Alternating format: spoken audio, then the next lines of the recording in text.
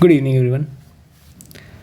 आज का पहला टॉपिक स्लैश क्वेश्चन जो हम डिस्कस करने वाले हैं वो अभी के कोड फोर्सेस राउंड में आया था and it was about an array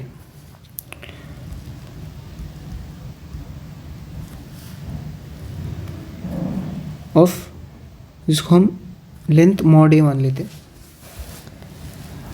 और हम एक इंटीजर के कंसिडर कर लेते हैं इस क्वेश्चन में which is less than the length of the array, और it was given it in such a way such that mod of a divided by k was an integer. So now the thing that was given in the question was कि हमें उस array को k सब sequences में divide करना था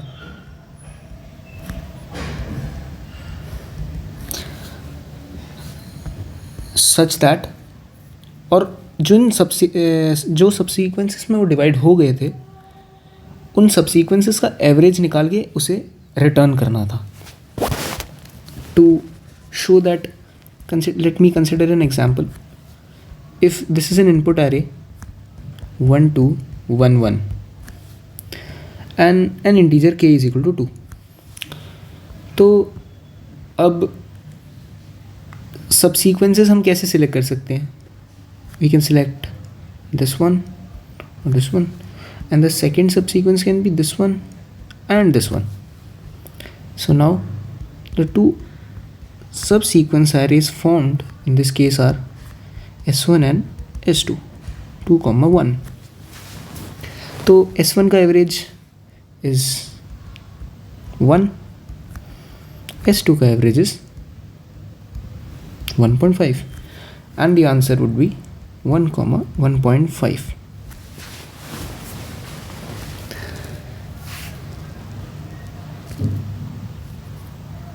सो question के अंदर हमें इसको डिवाइड करना था एंड द क्वेश्चन वाज कि can we reach such an array कि x is a part of input.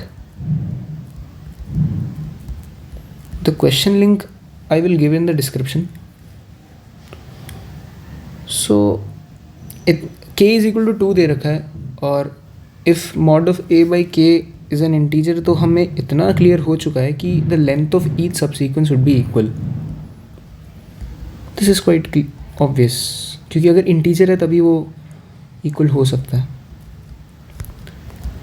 तो पहला insight जो हमें यहाँ से निकल के आता है वो ये है कि length of each subsequence be equal.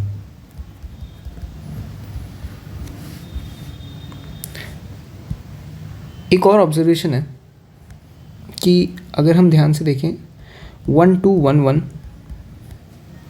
का एवरेज क्या निकलता है? 5/4, राइट, और वो आता है 1.25.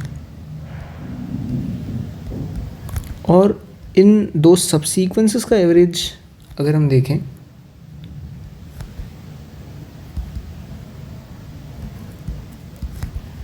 तो वो भी 1.25 ही आ रहा है, which happens to be an interesting observation कि सबसीक्वेंसेस पे डिवाइड हो जाने के बाद भी हमारा जो सम है, एवरेज है, दोनों केसेस में सेम आएगा. So I think the problem is solved. तो अब हमें बस एक सम इनिशलाइज करना था which is the sum of each subsequence, and हमें बस ये देखना है कि क्या वो sum is equal to n into x. अगर ऐसा है तो हम रिटर्न कर देंगे ट्रू, अदरवाइज फॉल्स.